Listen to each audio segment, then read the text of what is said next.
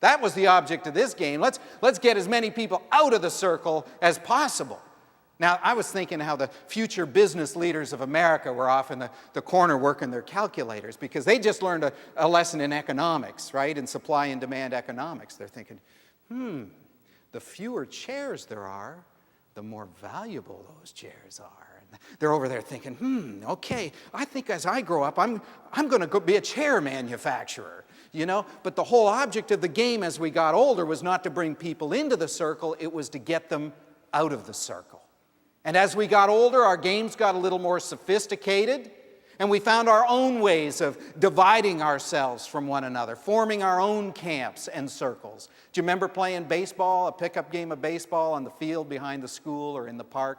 Do you remember you'd toss the bat, you'd catch the bat, and you'd do that handover thing? Did you all do that here? And whoever got to cap it at the end, they got first pick. And then you divide up the teams. I'll take so-and-so, I'll take so-and-so. And all those who weren't, we were in the shuffling in the dirt waiting for our name to be called. And mine was usually last because I stunk at baseball and nobody wanted me on their team. We learned how to divide ourselves. And as we even got older, we got into high school, and the games became social games, didn't they?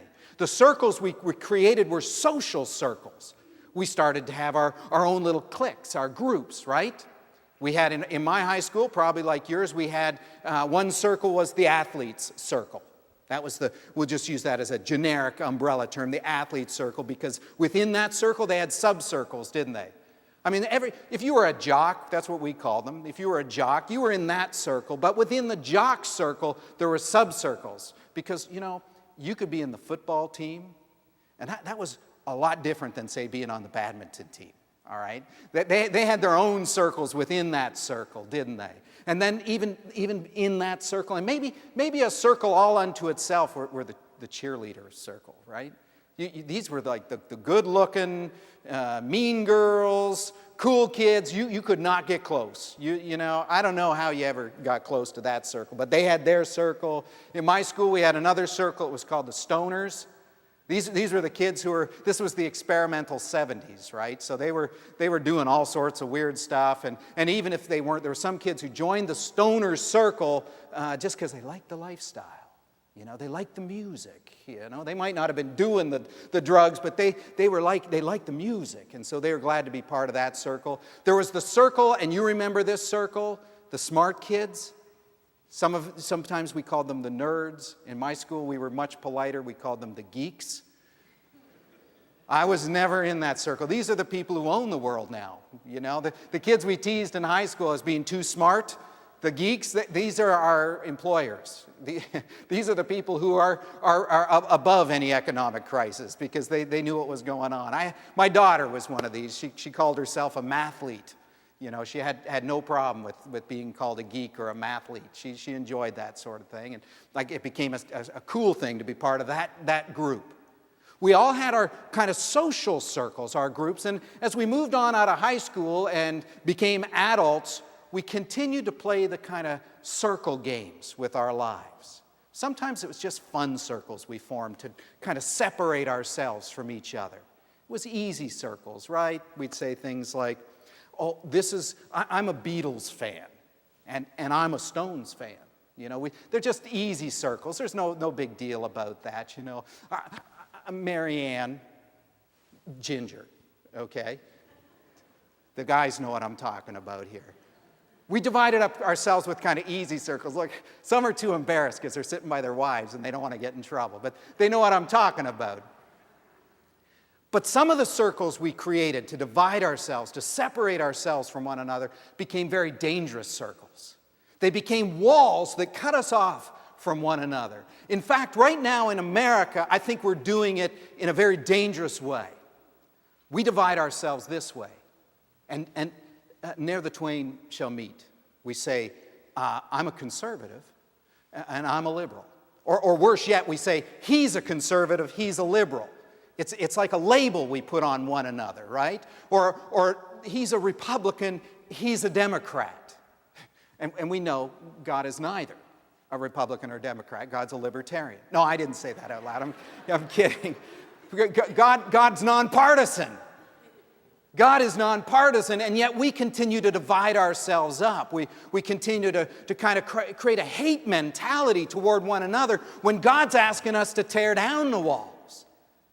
You know, we do it with religion too, don't we? We create our circles, which ones we're in and which one others are in. You know, I'm a Protestant, and that person's Roman Catholic. And in our Protestant circle, we have subcircles there too, don't we? I'm a Presbyterian. And that person's a Lutheran, and that person's a Methodist, and that person's a Southern Baptist. And the Baptists, they have a lot of subcircles, just like we Presbyterians do. I'm Presbyterian USA, and you're Presbyterian Church in America, and she's Cumberland Presbyterian Church. We have all sorts of very sophisticated ways with our politics, with our religion. Oops, two subjects I'm not supposed to be talking about because that would divide us. But the truth of the matter is when we start to create these circles, we cut ourselves off from one another. And if America needs anything today, it's for us to be able to come together to communicate as brothers and sisters in the same nation, if not the same faith. This is the time that we need to remember this one named Jesus Christ who stepped outside of his own circle in order to reach those outside of the circle and welcome them into the family of God, into the circle of God, into the circle of God's grace. And if we can't do that in America, then something's wrong in America. Because Jesus Christ, we claim, is our Savior. Jesus Christ is the center of our faith, the cornerstone of our faith. And yet what do? We slam each other with emails. We slam each other with dirty talk. We slam each other in the newspapers, on television, to divide ourselves from one another. My goodness, what a travesty when we say Christ is the center of our faith. You know, today I told you the story.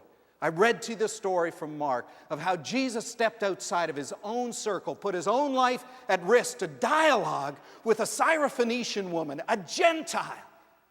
No wonder Jesus was saying, don't tell anybody. My goodness, it must have irritated his community. He stepped outside of his own circle to physically touch. He spit in his hands, put them in the deaf mute's ears and on his tongue. That man was ritually unclean. Jesus stepped out of his circle in order to reach somebody who was outside of the circle, to invite them into the circle of God's grace. Now, I want to, if you got hands, and not necessarily everybody does, but if you do, I'd like to invite you to do this for a moment, because I want to give you a little object lesson here. You see, until the time of Jesus, there was a circle that God had drawn around the Jews. We call it a covenant, right? God said, you will be my people, and I will be your God. This will be my everlasting covenant. And God drew a circle around the Jews. This was a very good thing for the Jews. It meant a monotheism. They were able to worship one God in a world that was disenfranchised and fractured from one another. They were able to find identity in a world that often had them in diaspora, separated. They were able to find identity. This covenant was a very good thing. And then Jesus entered the world, and Jesus did not break God's covenant that God had made with the Jews. But what Jesus did was he opened the circle. Jesus broadened the circle and opened it. He left a door in the midst of the circle. And he said, you know what? God's covenant with the Jews still stands. But God's covenant now will also be with the Gentile world. God is having us go beyond our circle into the world, that God's grace might reach everybody. Now, this kid came up to me at church years ago. I was in the South. I think it was Savannah, Georgia. It was my first Sunday in this new church. And this kid, he was like 5, 6 years of age, and he came up with this really interesting question. It was the kind of question that I was sure he could not have come up with on his own. It was like his parents had sent him in with this question to test the new pastor to see where his faith was. I mean, really, this kid came up to me and says, Dr. Mark, do you think the Jews will go to hell? 5, 6 years of age. Come on, where did that question come from? I answered him with a question. I said, well, Jesus was Jewish. Do you think he's in hell? I'm 5 or 6 years of age. I stumped him. You know, he didn't know Jesus was Jewish. He thought Jesus was Christian. Jesus was Jewish. Maybe some of you here don't know that, but yes, in fact, Jesus was Jewish.